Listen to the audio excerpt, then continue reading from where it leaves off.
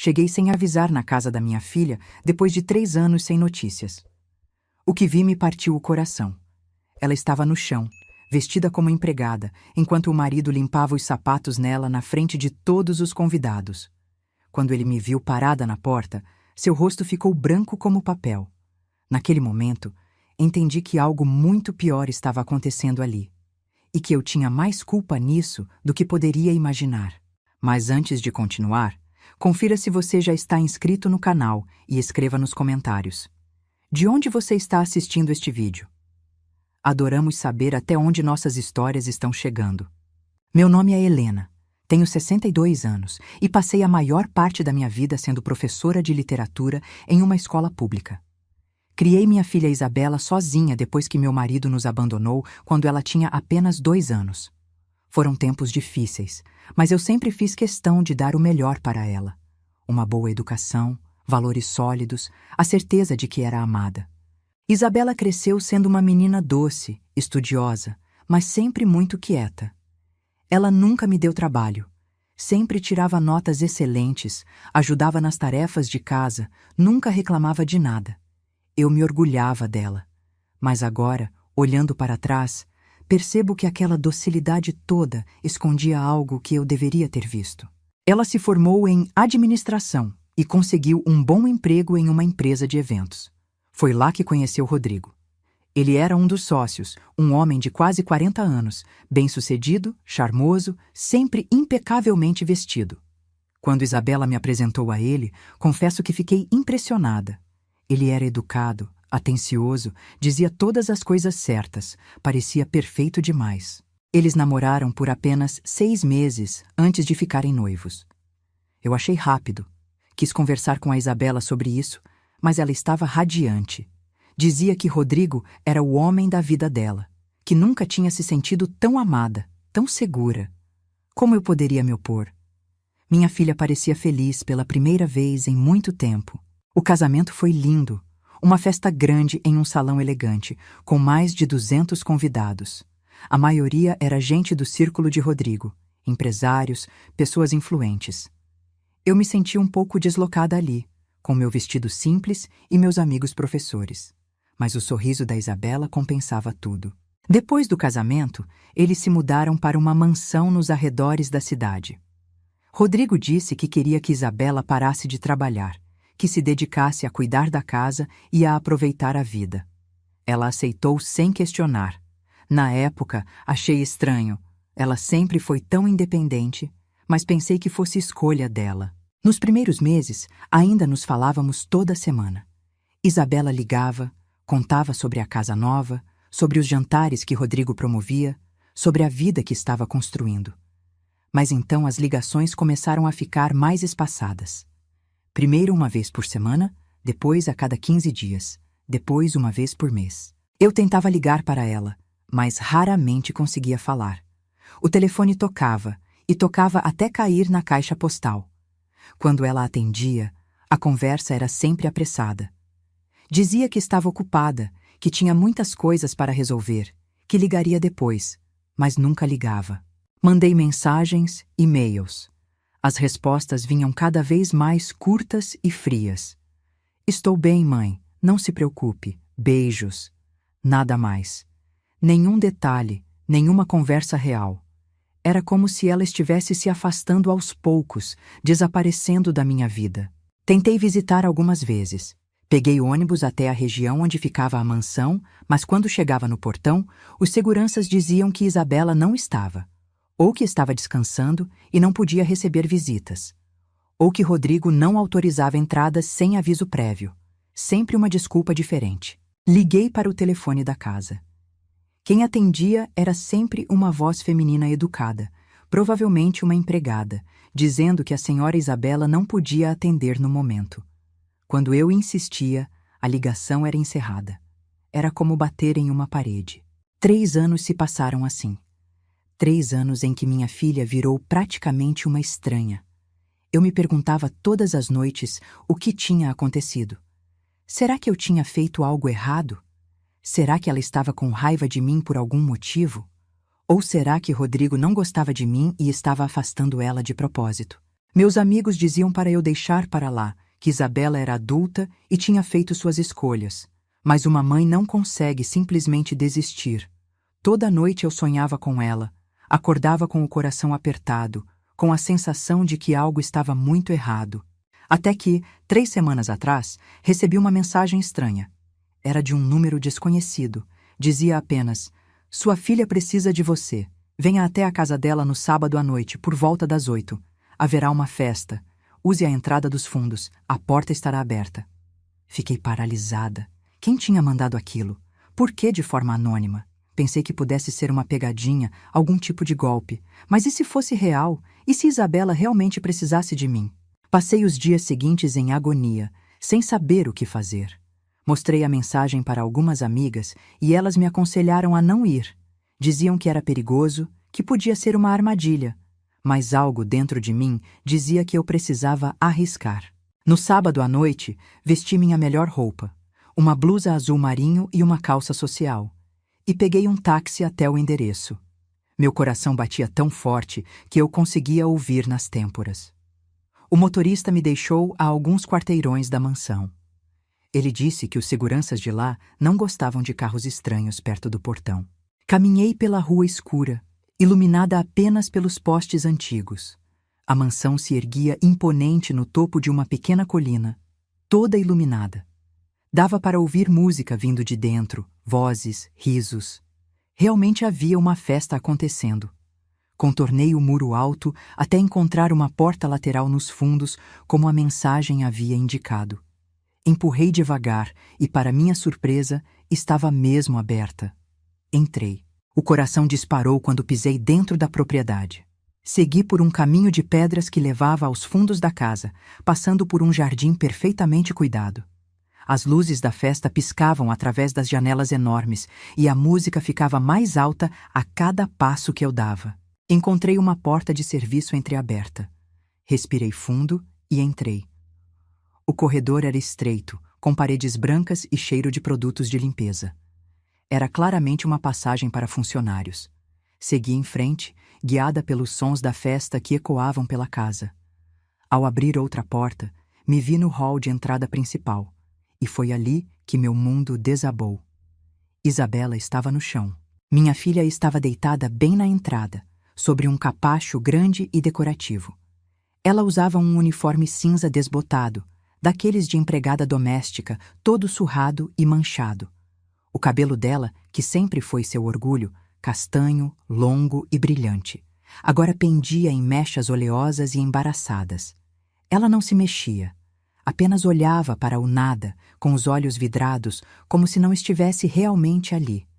Como se tivesse desistido de estar presente na própria vida. Os convidados passavam por ela. Simplesmente passavam.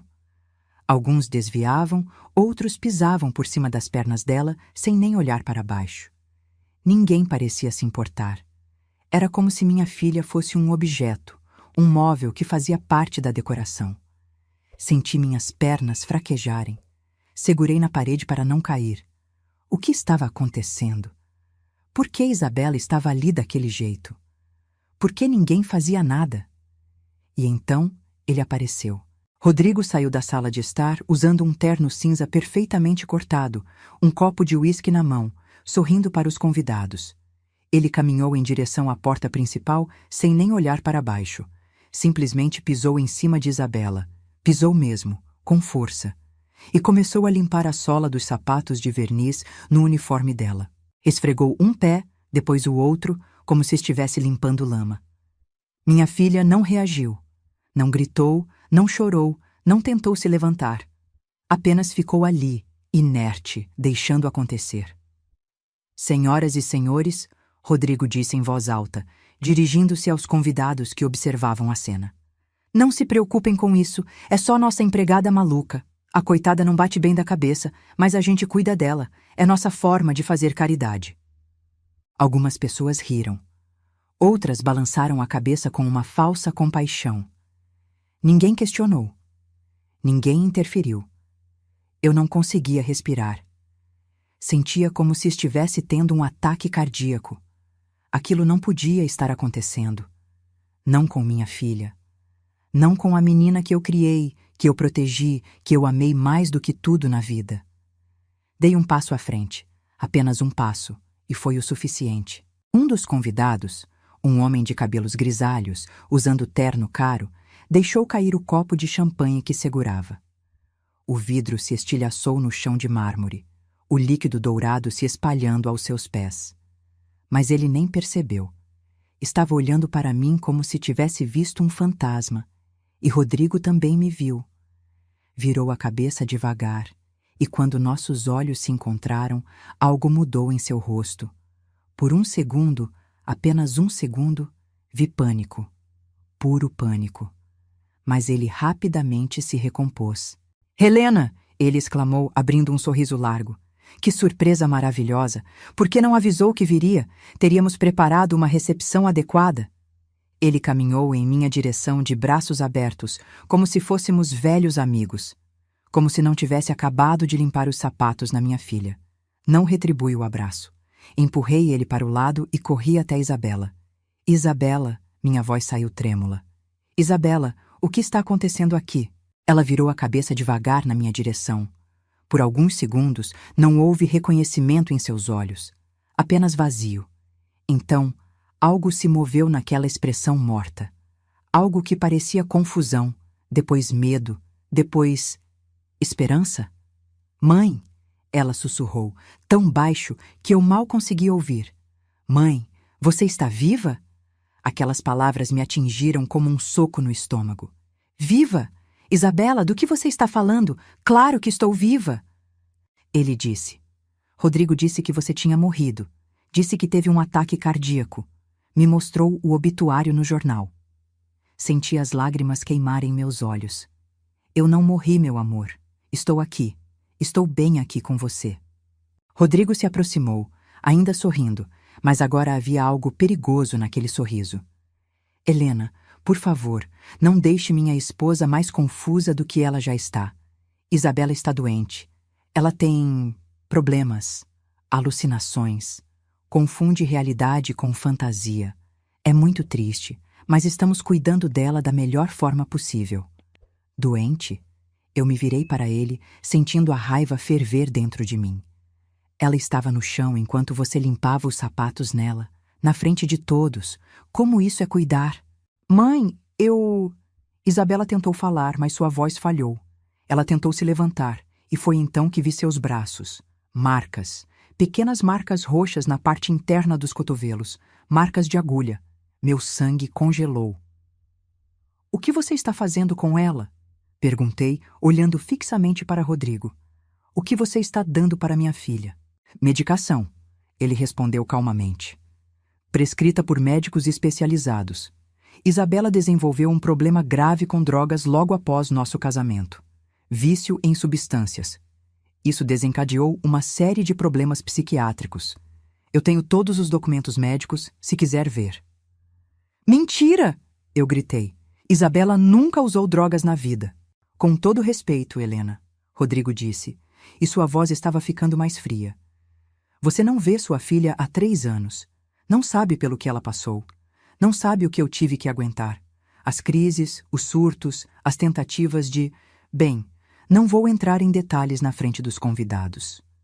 Ele fez um gesto para os seguranças que começaram a guiar os convidados de volta para a sala de estar.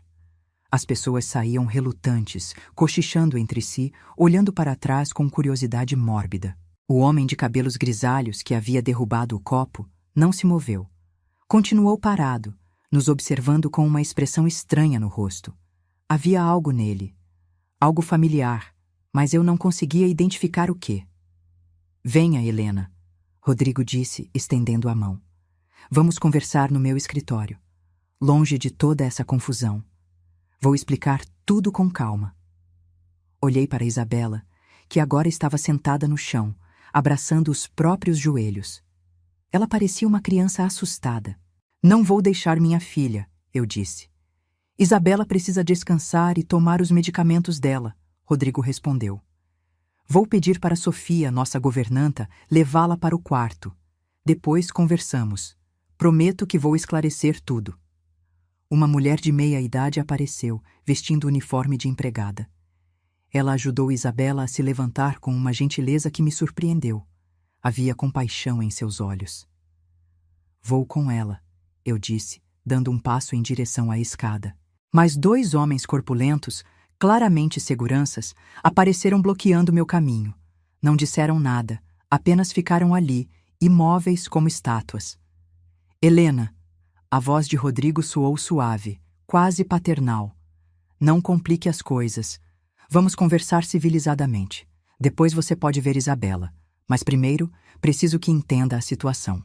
Eu queria subir aquela escada, queria abraçar minha filha, tirá-la dali. Mas os seguranças eram o dobro do meu tamanho, e eu sabia que se tentasse forçar a passagem, só pioraria tudo. Está bem, eu disse, engolindo a raiva. Vamos conversar. Rodrigo sorriu e fez um gesto para que eu o seguisse. Caminhamos por um corredor comprido, passando por salas luxuosamente decoradas, até chegarmos a um escritório imenso. Paredes de madeira escura, estantes cheias de livros que pareciam nunca ter sido tocados, uma mesa enorme de mogno. Ele se sentou atrás da mesa como um rei em seu trono e gesticulou para que eu me sentasse na poltrona em frente. Permaneci em pé. Prefere ficar de pé? Tudo bem, ele deu de ombros. Vou direto ao ponto, então. Sua filha está doente, Helena. Gravemente doente. Começou cerca de 1 ano após nosso casamento. Ele abriu uma gaveta e tirou uma pasta grossa, colocando-a sobre a mesa. Folheou até encontrar alguns documentos e os virou na minha direção.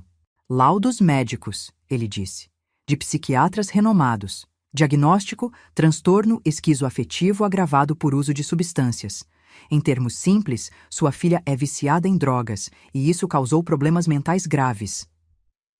Peguei os papéis com mãos trêmulas. Eram documentos oficiais com carimbos e assinaturas. Mas alguma coisa estava errada. A letra dos médicos, as datas, tudo parecia muito conveniente, arrumado demais. Isabela nunca tocou em drogas na vida, eu repeti. Ela mal bebia álcool. É exatamente o que todos os pais de viciados dizem, Rodrigo respondeu com um suspiro cansado. Não conheci sua filha quando ela estava bem. O vício já tinha começado quando nos casamos. No início, ela conseguia esconder, mas depois ficou impossível. Ele pegou uma foto da pasta e me mostrou. Isabela estava em um canto de um quarto, o cabelo desgrenhado, os olhos arregalados, segurando uma faca contra o próprio peito. Isso foi há 8 meses, Rodrigo disse. Ela tentou me atacar. Disse que eu estava envenenando a comida dela, paranoia clássica. Olhei para a foto e senti meu estômago embrulhar. Aquela não era minha filha. Não poderia ser. Mas era. Era Isabela, irreconhecível, destruída. Eu poderia tê-la internado em uma clínica psiquiátrica, Rodrigo continuou. Teria sido mais fácil para mim. Mas eu a amo, Helena. Apesar de tudo. Por isso a mantenho aqui, em casa, com os melhores cuidados médicos, as melhores medicações. Custa uma fortuna, mas não me importo. Cada palavra que saía da boca dele soava sincera.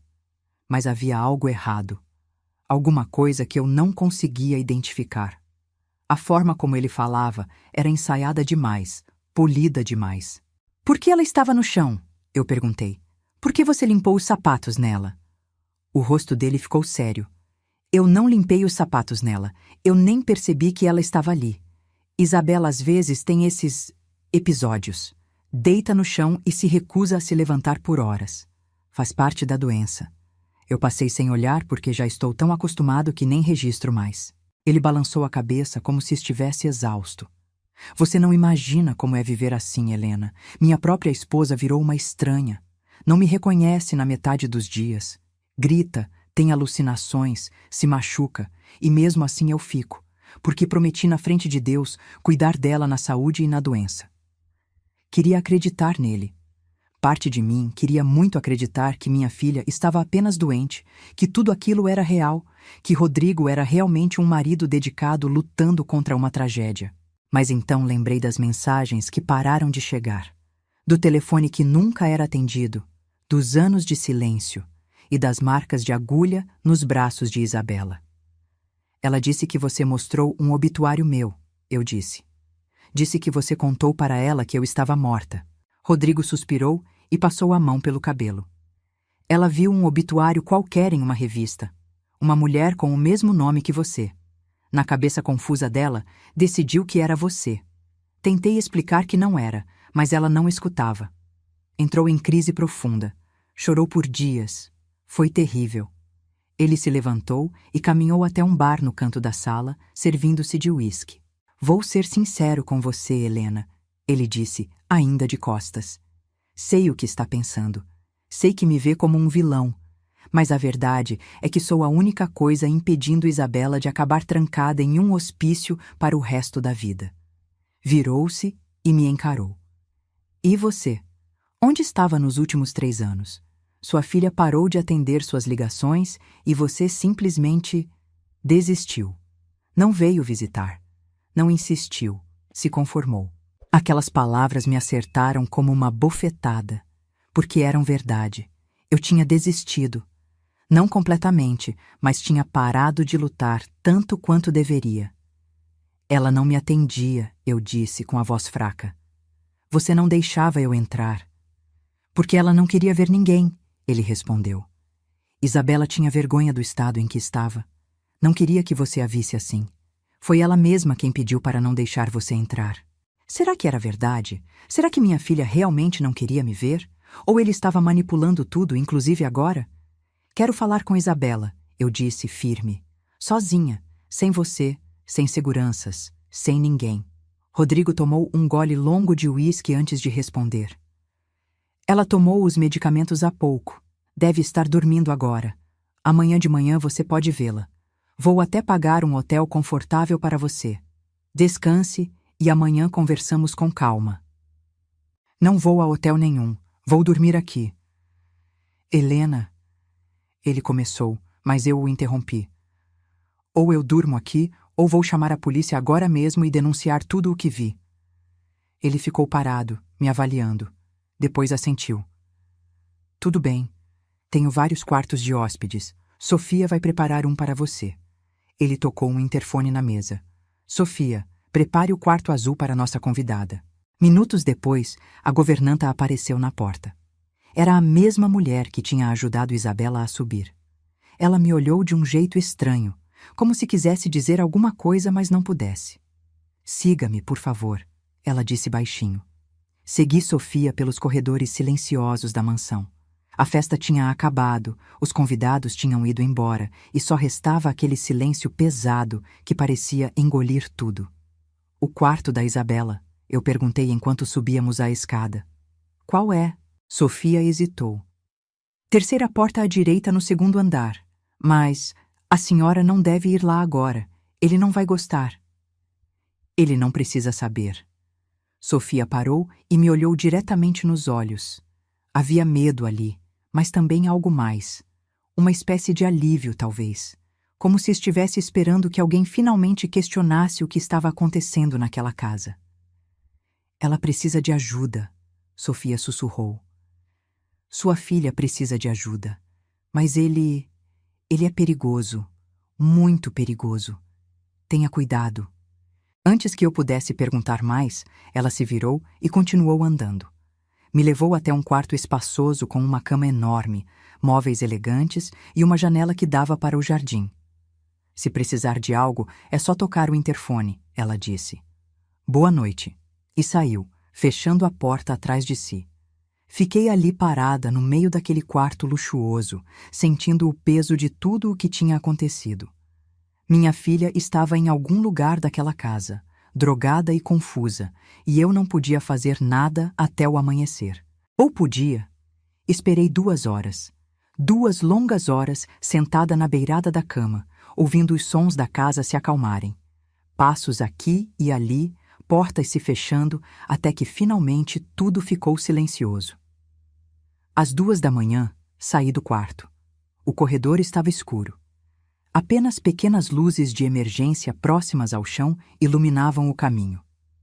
Caminhei descalça, tentando não fazer barulho, até encontrar a terceira porta à direita. Girei a maçaneta devagar. Não estava trancada. O quarto de Isabela era quase vazio. Uma cama simples, uma mesinha de cabeceira, nada mais. Era tão diferente do resto da casa. Parecia uma cela, não um quarto. Minha filha estava deitada, encolhida sob um lençol fino. Aproximei-me e me ajoelhei ao lado da cama. Isabela, sussurrei. Isabela, sou eu. Ela não respondeu. Sua respiração era lenta e pesada. Toquei seu ombro e ela não reagiu. Estava profundamente sedada. Foi então que vi a mesinha de cabeceira. Havia vários frascos de remédios, todos sem rótulo. Peguei um e cheirei. Um cheiro químico forte, medicinal. Coloquei de volta e percebi algo mais. Uma seringa usada dentro do lixinho. Isabela não estava doente. Ela estava sendo dopada. Senti a raiva crescer dentro de mim, mas precisava manter a calma. Precisava de provas. Precisava de um plano. Não podia simplesmente pegar minha filha e sair correndo. Rodrigo tinha seguranças, advogados, dinheiro. Ele ia me destruir se eu fizesse algo impulsivo. Inclinei-me e beijei a testa de Isabela. Vou te tirar daqui, sussurrei. Prometo. Voltei para meu quarto sem ser vista e deitei na cama, mas não consegui dormir. Fiquei pensando, planejando, tentando descobrir o que fazer. De manhã cedo, antes do sol nascer, ouvi batidas leves na porta. Levantei-me e abri. Era Sofia. Ele já acordou, ela disse baixinho, e pediu para eu avisá-la que tem uma reunião importante hoje de manhã. Ele vai sair e deixou um dos seguranças de plantão. Se a senhora quiser ver Isabela, é agora. Obrigada, eu disse. Sofia, você sabe o que está acontecendo aqui, não sabe? Ela baixou os olhos. Sei, mas não posso fazer nada. Ele tem provas contra mim. Disse que se eu abrir a boca, vou para a cadeia. E é verdade. Ele plantou coisas no meu quarto, joias da primeira esposa dele. Se eu denunciar, ele me acusa de roubo. Primeira esposa? Sofia me olhou com uma expressão carregada. Ele já foi casado antes, 2 vezes. As 2 esposas. A primeira está internada em uma clínica psiquiátrica na Suíça. A segunda morreu. Senti o chão sumir debaixo dos meus pés. Morreu como? Oficialmente suicídio, overdose de remédios para dormir. Mas eu estava aqui. Vi coisas. Vi ele entrar no quarto dela com um frasco na mão. 1 hora depois, ela estava morta. Meu sangue congelou. E você nunca contou para ninguém? Contei para a polícia na época, Sofia disse, com lágrimas nos olhos. Mas meu depoimento sumiu do processo. O investigador foi transferido. O caso foi arquivado, e eu fui ameaçada de todas as formas possíveis. Tenho uma filha, senhora Helena. Tenho netos. Ele disse que se eu abrisse a boca, eles sofreriam. Entendi então o tipo de homem que Rodrigo realmente era.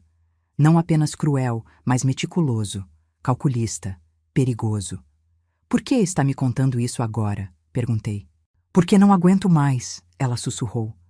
Já vi 2 mulheres serem destruídas nesta casa. Não quero ver uma terceira. Sua filha ainda tem salvação, mas precisa ser rápido. Ele está planejando interná-la em uma clínica fechada no exterior. Ouvi ele conversando ao telefone ontem.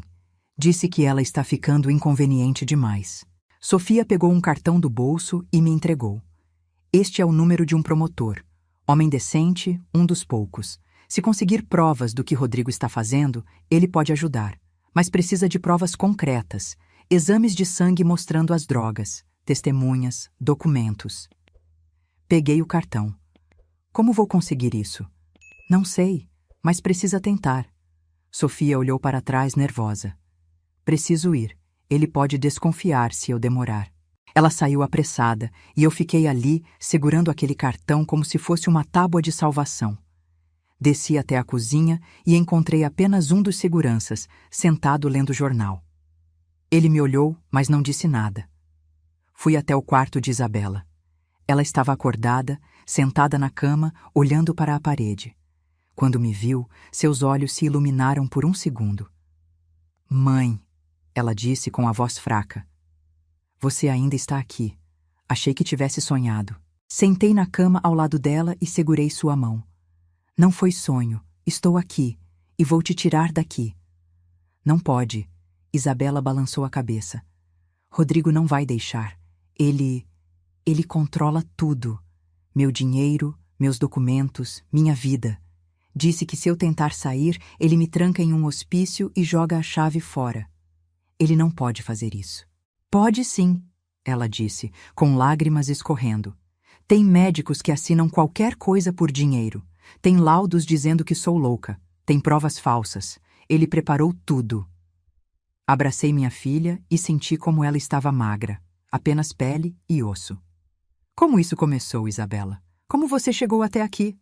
Ela respirou fundo. No começo, ele era perfeito, atencioso, carinhoso, tudo o que eu sempre quis. Mas depois do casamento, começou a mudar. Pequenas coisas primeiro. Decidia o que eu ia vestir. Escolhia minhas amizades. Dizia que era porque se importava, que queria me proteger. Isabela enxugou as lágrimas. Então começou a me isolar. Disse que meus amigos eram má influência. Que você, mãe, estava tentando nos separar. Foi ele quem pegou meu telefone e bloqueou todos os contatos. Disse que era pelo meu bem, que eu precisava focar em nosso casamento. Por que você não fugiu? Eu perguntei, já sabendo que a resposta seria complicada. Tentei, 3 vezes. Das 3, ele me encontrou. Na terceira vez começou com as injeções. Disse que eram vitaminas, que eu estava fraca e precisava. No começo eu acreditei. Mas então comecei a ter lapsos de memória, alucinações. Não conseguia pensar direito. Ela tremeu nos meus braços. Aí ele mostrou o jornal, o obituário com seu nome, com sua foto. Disse que você tinha morrido e que ele não tinha me contado antes porque eu estava muito frágil. Eu entrei em colapso. Não comi, não bebi por dias. Queria morrer também. E ele consolou você, eu disse, começando a entender o padrão. Sim. Disse que agora só tinha ele, que ele cuidaria de mim para sempre. E eu acreditei porque não tinha mais ninguém. Estava completamente sozinha. Segurei o rosto dela entre minhas mãos. Você nunca esteve sozinha. Eu sempre estive aqui. Sempre. E vou provar isso. Mas como? Rodrigo tinha criado uma prisão perfeita. Isabela não tinha documentos, não tinha dinheiro, não tinha força física para fugir. E se eu simplesmente a levasse, ele chamaria a polícia e mostraria os laudos médicos falsos. Isabela, eu disse, você topa fazer algo perigoso? Ela me olhou com medo, mas também com um lampejo de esperança. O quê? Vamos fingir que você ainda está sob o controle dele. Continuar tomando os remédios na frente dele, agindo confusa, mas começar a guardar provas, gravar conversas se possível. Enquanto isso, vou ao promotor que Sofia indicou e ver o que podemos fazer. Ele vai desconfiar se você ficar aqui, Isabela disse. Então vou embora hoje, mas volto, e quando voltar, vai ser com ajuda. Passamos mais 1 hora conversando, planejando. Quando saí do quarto, Isabela parecia um pouco mais viva. Ainda assustada, ainda fraca, mas com um objetivo agora. Rodrigo chegou no meio da tarde. Me encontrou na sala de estar. Helena, ele disse, com aquele sorriso calculado. Como passou a noite? Bem, eu menti. Conversei com Isabela esta manhã. Ela parece melhor. Ótimo, os remédios estão fazendo efeito. Ele se sentou e cruzou as pernas. Estava pensando, já que você veio até aqui, que tal ficar alguns dias? Passar mais tempo com sua filha. Tenho certeza que vai fazer bem para ela. Era uma armadilha. Ele queria me manter por perto para vigiar, para ter certeza que eu não faria nada. Não posso, eu disse. Tenho responsabilidades em casa, mas volto semana que vem. Tem certeza? Ele insistiu. Isabela ficaria muito feliz. Tenho, mas prometo que volto logo. Ele estudou meu rosto, procurando sinais de que eu estava mentindo. Mantive a expressão neutra. Está bem, ele finalmente disse. Vou pedir para um dos motoristas levá-la até a cidade. Não precisa, pego um táxi. Insisto, é o mínimo que posso fazer pela minha sogra. Durante todo o caminho até a cidade, o motorista, que era claramente um dos seguranças, não tirou os olhos do retrovisor, me vigiando. Rodrigo estava se certificando de que eu realmente iria embora. Quando cheguei em casa, liguei imediatamente para o número que Sofia tinha me dado.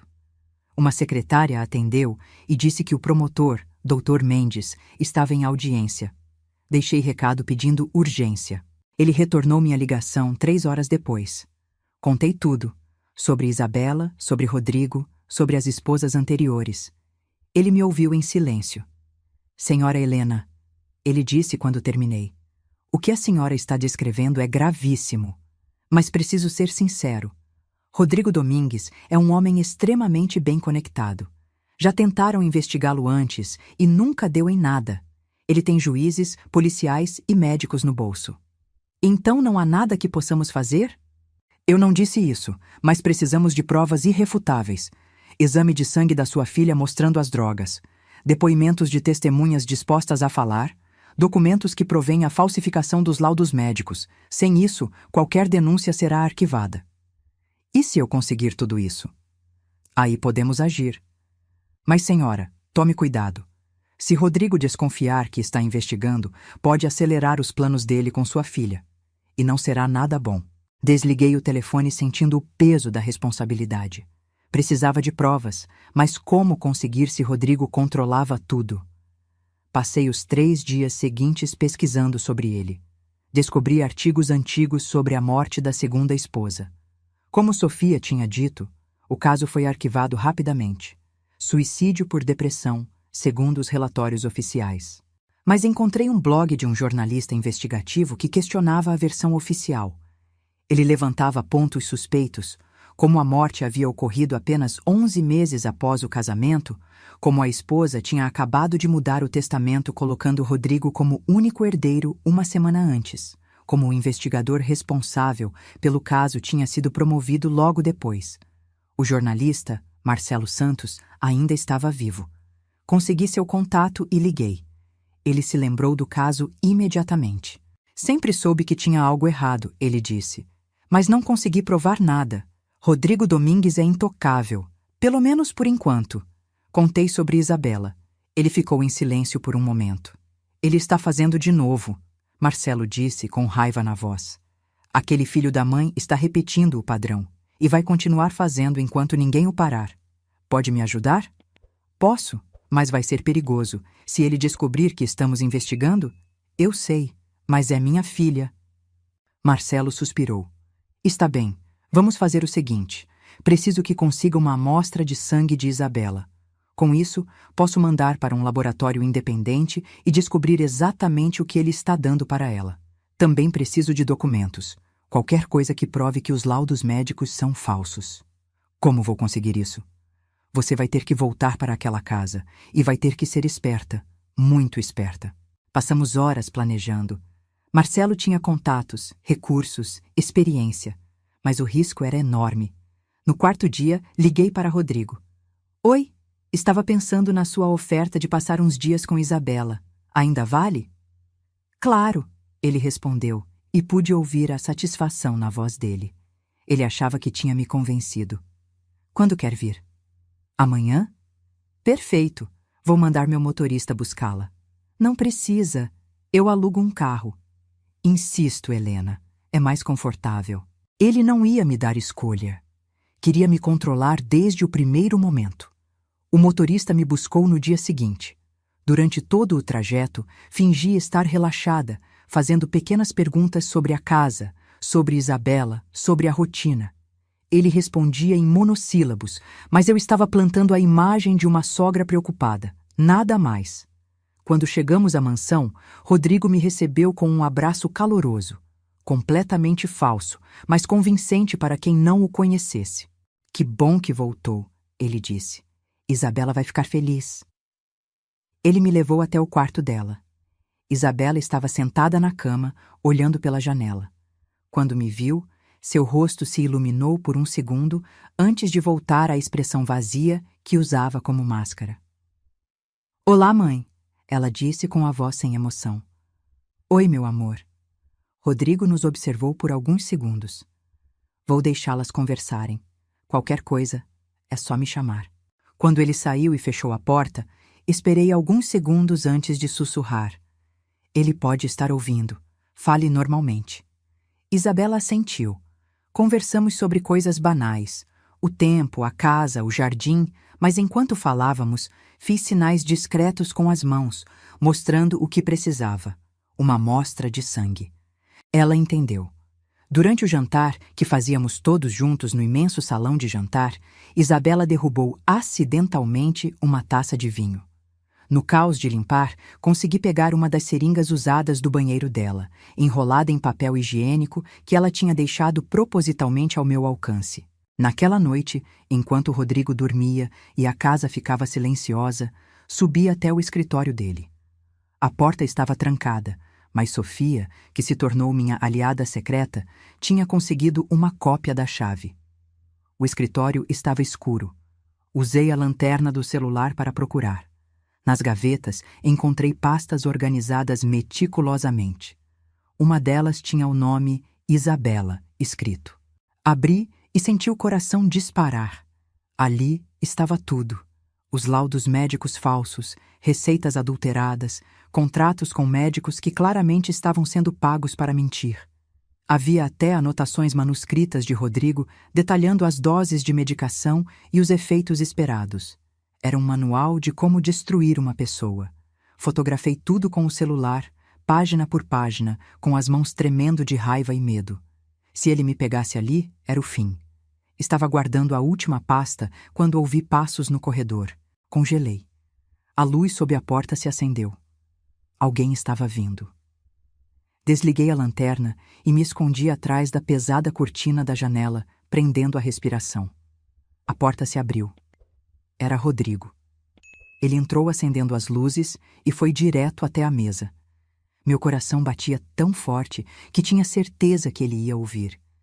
Ele abriu uma das gavetas, exatamente a que eu tinha acabado de fechar, e pegou algo.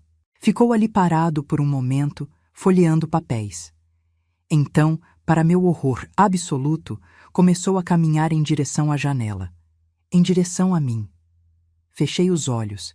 Se ele abrisse a cortina, me encontraria. E aí... Mas ele parou a meio metro de distância. Ouvi o som de um isqueiro, o cheiro de cigarro. Ele estava apenas fumando, olhando pela janela. Sofia, ele disse de repente, e eu quase tive um ataque cardíaco. Ela deve ter entrado no escritório, porque ouvi sua voz. Sim, senhor. Minha sogra. Está vigiando ela? Sim, senhor. Ela foi para o quarto dela há 1 hora e não saiu. Tem certeza? Absoluta. Houve um silêncio. Então Rodrigo disse: ela está planejando algo. Sinto isso. Fique de olho. E se ela tentar fazer qualquer coisa suspeita, me avise imediatamente. Sim, senhor. Sofia saiu. Rodrigo ficou mais alguns minutos fumando. Quando finalmente apagou o cigarro e saiu, levando a pasta que tinha pego, esperei mais 10 minutos antes de me mover. Saí do escritório com as pernas bambas e voltei para meu quarto. Tinha conseguido as fotos. Tinha a seringa com resíduos de sangue. Agora precisava sair daquela casa sem levantar suspeitas. De manhã, no café, anunciei: preciso voltar para casa hoje. Lembrei que tenho uma consulta médica amanhã cedo. Rodrigo me olhou com aqueles olhos calculistas. Que pena. Mas entendo. Saúde em primeiro lugar. Quer que meu motorista a leve? Prefiro pegar um táxi, se não se importa. Não quero dar trabalho.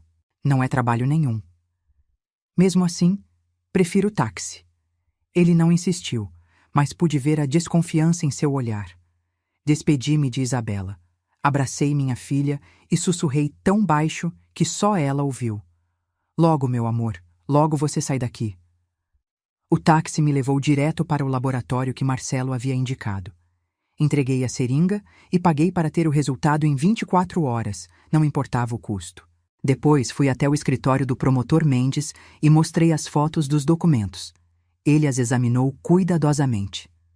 Isso é ouro, ele disse. Prova de falsificação, suborno, tudo. Se os exames de sangue confirmarem a intoxicação, podemos prender Rodrigo Domingues. Quando? Assim que tivermos os resultados. Mas, senhora Helena, ele não pode desconfiar. Se desconfiar, pode fazer algo drástico com sua filha. Passei aquela noite e o dia seguinte em agonia. A cada hora que passava, Tinha certeza de que Rodrigo descobriria, que faria algo terrível com Isabela. Os resultados chegaram na tarde do dia seguinte. O laboratório confirmou. Isabela estava sendo sistematicamente dopada com uma combinação de benzodiazepínicos e antipsicóticos em doses que nenhum médico ético jamais prescreveria. Doses calculadas para mantê-la confusa, submissa, dependente. Levei os resultados para o promotor Mendes. Ele imediatamente começou a preparar a operação. Vamos entrar na casa amanhã de manhã, ele disse. Com mandado de busca e apreensão, ordem de prisão preventiva para Rodrigo e ordem judicial para exame médico compulsório em Isabela. Vai ser rápido. Posso ir junto? Não é recomendável, mas entendo que queira estar lá. Naquela noite, não consegui dormir. Ficava imaginando tudo que podia dar errado. Rodrigo resistindo. Isabela entrando em pânico. Os documentos misteriosamente sumindo. Às 6 da manhã, encontrei o promotor Mendes e uma equipe de policiais em frente à delegacia. Marcelo, o jornalista, também estava lá com uma câmera. Para documentar, ele explicou. Desta vez ele não vai escapar. Fomos em comboio até a mansão. O sol mal tinha nascido quando chegamos aos portões. Os seguranças tentaram impedir a entrada, mas o promotor mostrou o mandado e eles não tiveram escolha. Entramos na casa. Rodrigo estava tomando café no grande salão de jantar, usando roupão de seda, lendo jornal como se fosse um dia normal. Quando viu a comitiva entrar, seu rosto perdeu toda a cor. O que significa isso? Ele se levantou, tentando soar autoritário, mas com a voz tremendo. Rodrigo Domingues, o promotor Mendes disse formalmente, está preso preventivamente sob acusação de cárcere privado, falsificação de documentos, suborno e tentativa de homicídio. Isso é um absurdo, vocês não têm provas. Temos, Mendes respondeu, fazendo um sinal para os policiais. E muitas. Enquanto Rodrigo era algemado, subi correndo para o quarto de Isabela. Ela estava acordada, sentada na cama, olhando pela janela. Mãe? Ela disse quando me viu com lágrimas nos olhos. O que está acontecendo? Ouvi barulho. Você está livre, meu amor. Finalmente está livre. Abracei minha filha e senti ela desabar nos meus braços, chorando anos de dor, medo e solidão. Os médicos chegaram e levaram Isabela para o hospital. Lá, começaram o processo de desintoxicação e avaliação psicológica. Levou semanas para as drogas saírem completamente do organismo dela. Mais tempo ainda para ela começar a processar o trauma. Rodrigo foi julgado 6 meses depois. As provas eram irrefutáveis. Além do que aconteceu com Isabela, a investigação reabriu os casos das esposas anteriores. A primeira, Marina, foi libertada da clínica na Suíça e seu depoimento foi devastador. A segunda, Olga, teve o caso reclassificado como homicídio. Ele pegou 25 anos de prisão. Hoje, 2 anos depois, Isabela mora comigo. Ainda faz terapia toda semana. Alguns dias são difíceis.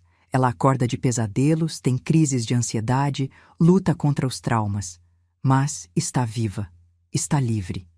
E está se reconstruindo um dia de cada vez. Sofia, a governanta corajosa que nos ajudou, também saiu daquela casa. Está trabalhando em um lugar seguro agora, finalmente livre do medo. E eu? Aprendi que o silêncio nunca é a resposta. Que quando algo parece errado, provavelmente está. Que o amor de mãe precisa vir acompanhado de coragem para agir, mesmo quando é assustador. Isabela ainda está aprendendo a confiar novamente, a sair de casa sem medo, a tomar suas próprias decisões. É um processo lento, mas estamos juntas. E desta vez, eu não vou soltá-la. Às vezes ela me pergunta se consegue perdoar a si mesma por não ter visto os sinais antes, por ter acreditado nas mentiras de Rodrigo. Eu digo que não há nada a perdoar. Ela foi vítima de um predador experiente, de alguém que fazia aquilo há anos com outras mulheres. O importante é que ela sobreviveu e agora tem a chance de viver de verdade. Hoje, ela começou faculdade de novo, psicologia. Quer ajudar outras mulheres que passaram pelo que ela passou. Quer transformar sua dor em propósito. E eu? Continuo sendo professora. Mas agora também dou palestras sobre relacionamentos abusivos, sobre os sinais de alerta, sobre a importância de nunca desistir de quem amamos. Porque se eu tivesse desistido, se eu não tivesse ido até aquela casa naquela noite, minha filha não estaria aqui hoje. E você? Já passou por alguma situação em que precisou ter coragem para ajudar alguém que amava? Ou conhece alguém que viveu algo parecido? Me conta nos comentários. E se essa história te tocou de alguma forma, não esquece de curtir e compartilhar com alguém que precisa ouvir isso. Até a próxima!